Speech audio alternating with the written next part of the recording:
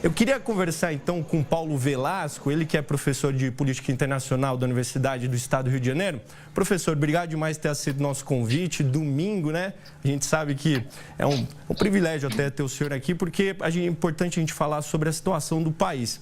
Basicamente, por que é interessante para o Brasil, professor, acompanhar de perto? Inclusive, né, o Celso Amorim, assessor especial da presidência, está na Venezuela acompanhando. Por que é importante para a gente saber o que está acontecendo no nosso vizinho? Então, muito bom dia, Pedro. Um prazer sempre conversar com vocês. A Venezuela é um país importante, quando a gente pensa no contexto geopolítico sul-americano. Um país amazônico, faz fronteira com o Brasil. Temos uma presença grande de imigrantes venezuelanos, uma boa parte dos quais refugiados em território brasileiro. Então, existem, claro, da parte do Brasil, interesses variados que nos ligam ao país vizinho, e é absolutamente fundamental que acompanhemos com muita atenção o pleito de hoje, justamente por tudo que você já colocou. É pela primeira vez um cenário em que o chavismo pode sair derrotado. Já temos 11 anos de governo Nicolás Maduro, foram 13 anos de governo Hugo Chávez. O Chávez ascendeu ao poder ali em 99, 13, 14 anos de Chávez. E, claro, por todas as declarações que temos visto nas últimas semanas, a perspectiva ali de violência, a fala do Maduro, falando em banho de sangue, as pesquisas efetivamente apontando para a possibilidade de uma transição política. Então, um conjunto de variáveis que chamam a atenção do Brasil. Eu sempre lembro, Pedro, que o Brasil é o principal ator da sua região, sempre historicamente atua em defesa da estabilidade, em defesa da democracia. O Brasil já atuou nos últimos anos contra tentativas de golpe de Estado em países vizinhos. A Venezuela também foi palco para um golpe de Estado em 2002. O Brasil, naquele momento, há mais de 20 anos, rechaçou de maneira veemente. Então, são muitos pontos. E o Brasil, pelo fato de ser o síndico, digamos assim, da sua região, ele tem que estar muito atento ao que acontece hoje na Venezuela e, sobretudo, também a qual vai ser o desenrolar nos próximos dias, especialmente na eventualidade de se confirmar a derrota do Maduro, se ele, de fato, vai aceitar o resultado, se teremos, nos próximos meses, até janeiro, que é quando toma posse o próximo presidente, um cenário de transição pacífica. E, professor, a gente sabe e ouve também, eu vi uma notícia que teve denúncias de assédio eleitoral, vamos dizer assim. De certo modo, há uma pressão do governo em relação à oposição. Como que funciona essa relação? Porque os relatos que eu tenho é que há muita violência física de fato, professor. É isso, Na verdade, a Venezuela, ela já há muito tempo, ela se descolou do que é a boa prática da democracia, Vemos ao longo de toda a última década um esgarçamento constante das franquias democráticas no país, Isso passa muito pelo cerceamento de liberdades muito básicas, muito fundamentais, como, por exemplo, a participação política, Vários partidos políticos são perseguidos na Venezuela, alguns foram banidos. A Venezuela é o país da América do Sul, Pedro, com o maior número de presos políticos, Isso chama muita atenção. E em momentos de eleição, especialmente uma eleição decisiva, importante, como a de hoje, não raro vemos práticas espúrias, que passam justamente pela intimidação de eleitores, de oposição. Existem grupos armados na violência, os chamados coletivos, que são muito acionados nesses contextos, são grupos armados ligados ao chavismo, que justamente passeiam pelos bairros, muitas vezes intimidando os eleitores, fazendo-os simplesmente não saírem de casa para votar. Eu lembro que as eleições na Venezuela não se pautam no voto obrigatório, Então, as pessoas intimidadas, quando vem aquela circulação de grupos armados, decidem ficar em casa, e não correr riscos, Aí, isso, naturalmente, faz parte de uma estratégia do Maduro, Pedro, que é diminuir o comparecimento às urnas. Talvez a grande chance do Maduro se reeleger para um terceiro mandato é que o comparecimento às urnas não seja muito significativo.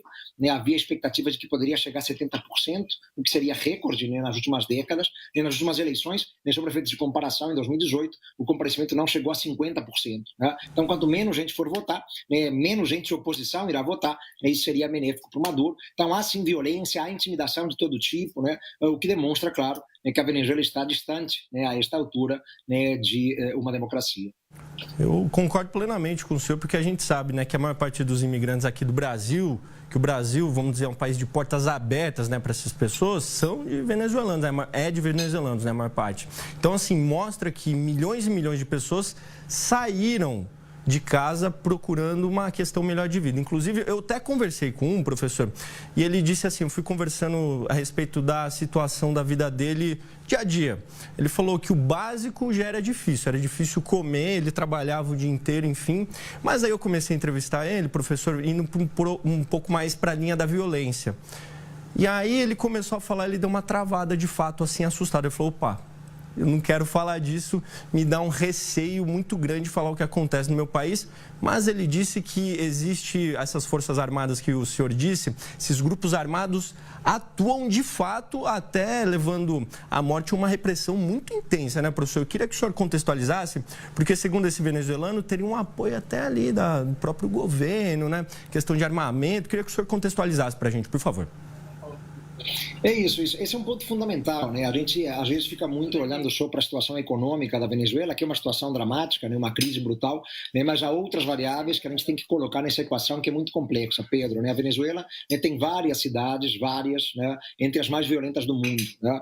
Isso passa por um cenário, né, em que uma parte grande da população, né, tem acesso ao armamento, né, de maneira legítima ou ilegítima, né? Aí pouco importa, né? A formação de milícias, de grupos armados, né?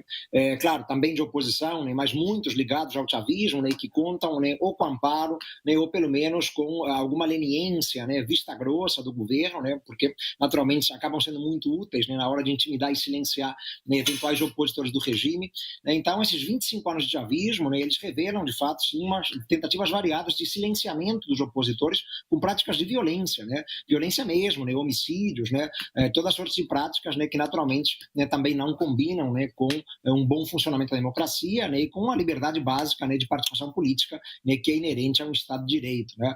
Então, por isso, evidentemente, né, esse venezuelano com quem você conversou, ele fica com medo, inclusive, de relatar suas experiências, né, porque certamente tem parentes, né, ainda na Venezuela, né, que poderiam sofrer algum tipo de represália, né? Então, a população vive muitas vezes com medo, né, de se manifestar, de se posicionar claramente, né? E isso é algo muito característico da Venezuela, né, sobretudo nos últimos 10 anos. A situação piorou muito a partir de meados da década passada. 2017 foi um ano de espiral de violência, né?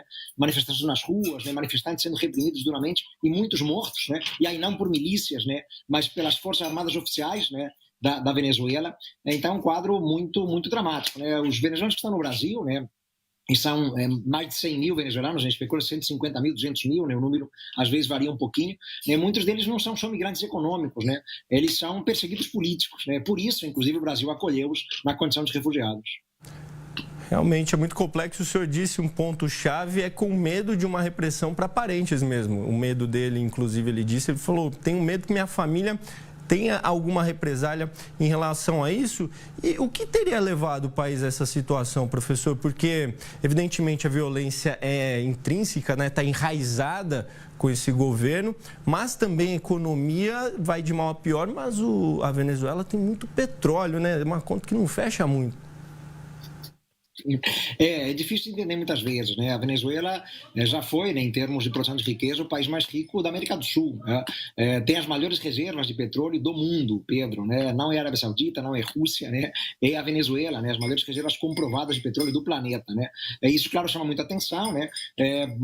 Para a condição de penúria em que o país se encontra, né? Ao longo dos últimos 10 anos, né? A Venezuela chegou a ter, em anos recentes, né, inflação de vários dígitos, né? A maior do mundo, né? O PIB do país encolheu algumas vezes ao longo dos últimos 10 anos, né? Você muito bem colocou, né, o percentual da população venezuelana abaixo da linha da pobreza, né? Alguns especulam que possa ultrapassar os 60%, né? É uma situação muito dramática, né?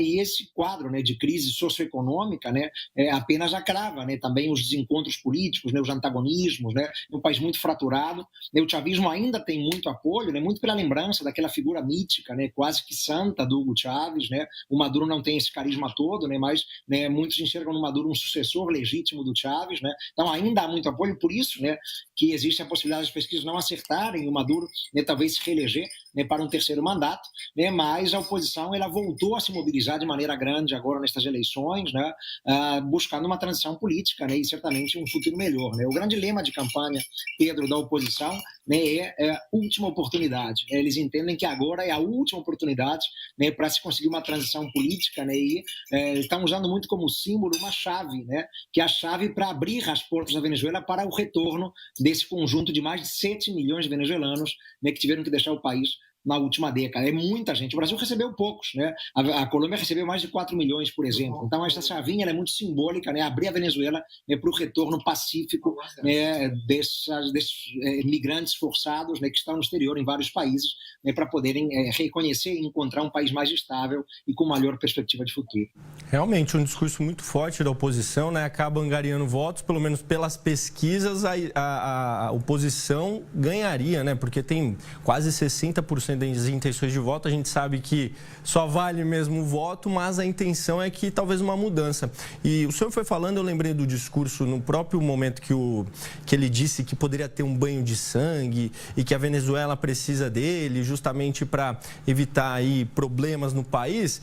A população que estava ali não apoiava, não. Eu não ouvi muitas palmas, eu não ouvi ovacionado. Então, existe, de certo modo, essa coação. A gente sabe da violência. E como que se organiza, professor, num país desse? Como que a oposição conseguiu se organizar de fato, sabendo que a vida está em risco, querendo ou não?